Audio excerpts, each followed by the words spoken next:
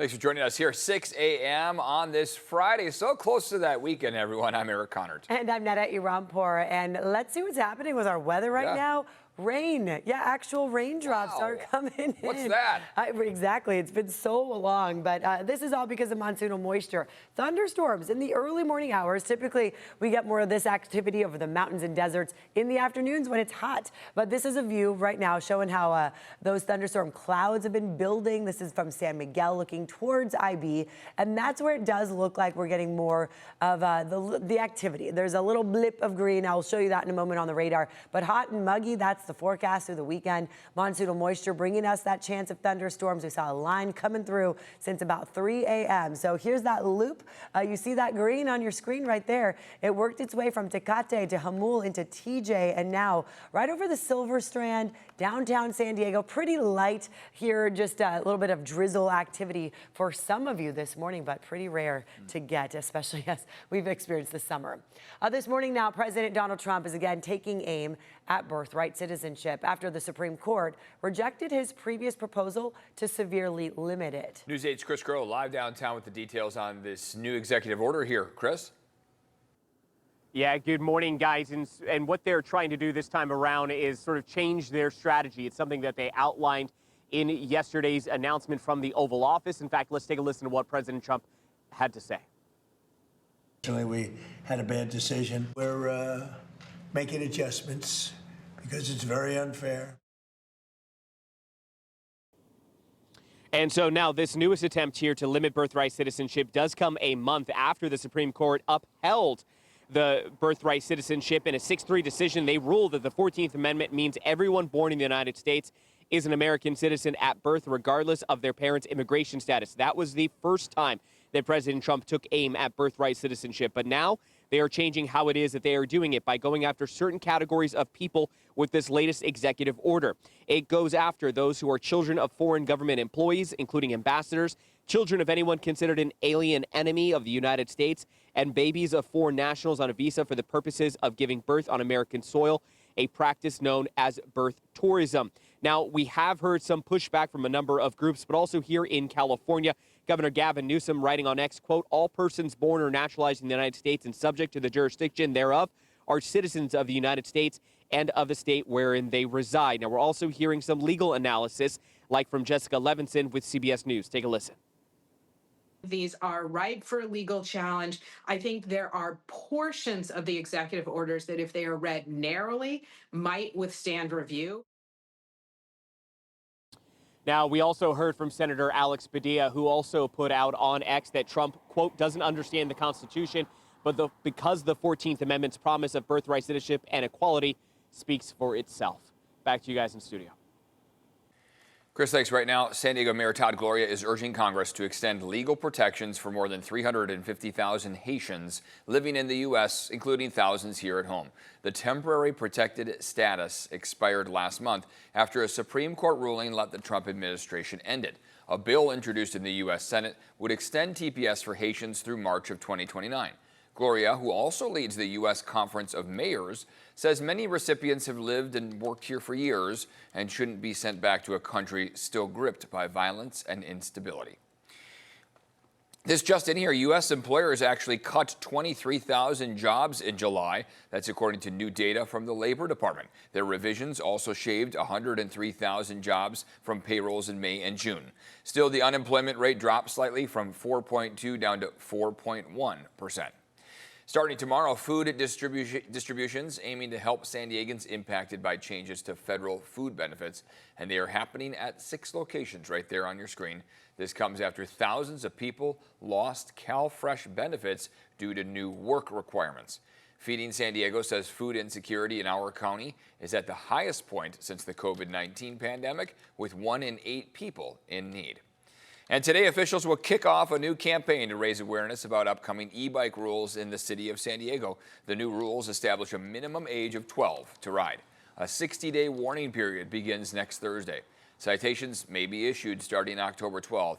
There's also an option to take a safety course to avoid a $25 fine.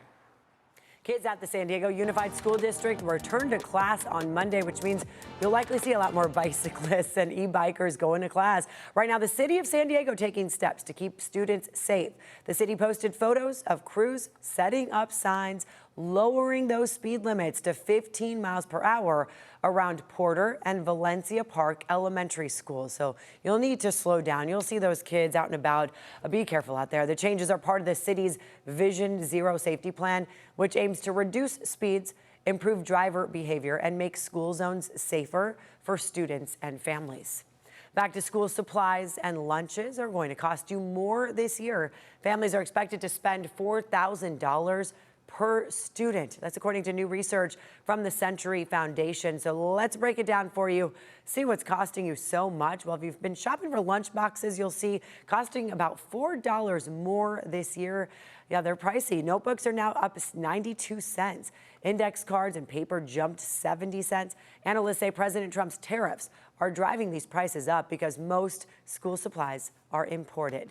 And a school lunch is likely going to cost more too. The price of blueberries, that's up more than $1.50. Our kids go through those daily. A loaf of bread costs about 78 cents more than last year. And then there's apple juice and oranges. They saw a jump in prices too. Tomorrow, there are several giveaways to help your child prepare for school. County Child Support Services hosting the annual Super Saturday event. More than 1,100 backpacks filled with supplies will be distributed at their office on Kearney Villa Road. So please take advantage of that. If you're worried about, obviously, the high price of things, they're available for you. There will also be other community resources. State Senator Dr. Akilah Weber Pearson is hosting a backpack giveaway and family resource fair. That's at O'Farrell Charter School on Skyline Drive. And the Larry Himmel Neighborhood Foundation will host its annual Back to School Haircut Drive. So go get your fresh haircut. There will be free haircuts, school supplies, and food there. That'll be at Skyline Church in La Mesa. Back to school shopping, we know we just talked about it, is very expensive, from those pencils to backpacks. So coming up here at 7:45, a financial advisor will join us to explain how you can best save money while still making sure your child has all that they need. I know so many parents stress about that. And San Diego Unified students heading back to class with tighter screen time limits. Coming up at 8:45, Shanna Hazan, a Board of Education trustee, will join us to talk about the Learning Center technology. You can watch all of this live on the CBS 8 app, on your phone, or your TV. Also streaming now on that same CBS 8 app, a special on back to school season. It covers ways to save on school supplies and tips for managing AI. We do want to see your back to school photos. Text them to us, 858-571-8888. We'd love to share them right here on our show. All right, we're just getting word of some breaking news. We want to get to crews responding to this residential fire in Casa de Oro near Spring Valley. This is happening at 3622 South Cordoba Avenue. This was all reported around 5:30 a.m. You can see the firefighters with their hoses from multiple angles trying to attack this fire. Not seeing a lot of flames right now, which means they've been making quick work on this, but I do see a lot of charred damage to the top of this residence here. This is just north of the 94 on the Casa de Oro area. So even the folks that are driving along the 94 right now may be seeing some of these, the smoke that's billowing right now. This is just east of the Casa de Oro apartments. So it looks like there is a house fire that they're trying to knock down. No word if anyone has been injured in this. Hopefully everyone's been evacuated safely. We'll continue to follow up on this house fire as you see those firefighters doing amazing work to try to get all those flames out. We'll stay on top of this breaking news. This morning, many of the water closures in Imperial Beach are lifted. Take a look at this map from the county. You can see green dots close to the IB Pier. There are still red dots that are further south. Yesterday, the county lifted the closure for the end of Seacoast Drive, saying water quality samples meet state health standards. Now, this area has faced continuous closures over the years because of sewage contamination from the Tijuana River. Right now, the city of San Diego is preparing for very high tides between Sunday and Thursday. Officials say areas like Mission Beach could see flooding. They suggest you avoid parking in flood-prone areas, and you get free unfilled sandbags at some rec centers. Officials say a developing El Nino could bring more coastal flooding and erosion here in the coming months. We're going to have more on why climate scientists are saying this year's El Nino could be one of the most intense on record in California. That's all coming up here in a few minutes. All right, let's check in with Netta on the forecast here. How's it looking here on this Friday? Looks like the sun's coming out and blue skies. Right, we have that sunrise that just officially came up a few minutes ago, but you'll notice the blue skies, but also that yellow hue with the clouds that are out there. So as the rays come through, the clouds are up, and that's what's bringing in kind of multicolored skies right now. So we did see thunderstorm activity. I showed that to you a few minutes ago. Here's a current view for you of where this kind of lighter shower activity is coming in. It was red and yellow not too long ago, around 5:40, 5:45. So maybe it'll still be wet out there as you're waking up wondering why is it like that. Look at the skies now from this view from Mount Soledad towards downtown. It's pink, yellow, orange, and this light kind of pastel look out there. Watercolors across San Diego this morning, 72 degrees. That's what happens when we get these cool clouds that are forming here. So yeah, we do have monsoonal moisture. That's the reason for these bigger thunderstorm looking clouds, these tall billowing ones. And that's also the reason for that array of colors as you wake up. It might be a little pink, wondering why. 68 degrees in Del Mar right now, 72 as I showed you downtown, 71 in Chula Vista, where there's that moisture that's certainly out there on the roads now and in the air. 70 degrees in El Cajon, 66 in Ramona, 70 Palomar Mountain. High pressure is the reason for all of this. I mean, the heat, we've talked about high pressure. It looks like it's just hovered over this very spot for weeks on end. No nudging of it in sight. And unfortunately, that's going to last through the weekend. Finally, though, it does weaken a little bit come Monday. So today, yeah, we'll be back into the 80s, the low 90s for a lot of spots. It's going to feel even hotter than that because of that humidity that's out there. And keep an eye out for those thunderstorm clouds. There's still that chance to see that. Let's check in on traffic. Drive times for now looking okay on this Friday. On the 5 southbound between the 54 and the border, it will take you 8 minutes. So it looks like speeds are pretty good, except for in one spot I do want to show you.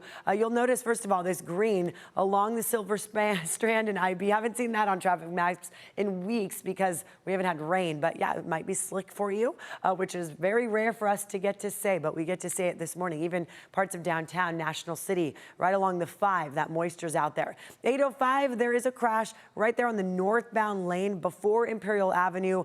Stop and go traffic from the back to the 43rd Street exit. So that was in the center lane, this wreck. It looks like I don't see much slowing going around this, so it should be clearing pretty soon. Border wait times. Let's see what's happening on this Friday. Yeah, still a big wait at the San Ysidro Port of Entry. 100 minutes, an hour and a half to get through Otay Mesa as you're coming up from Mexico into San Diego.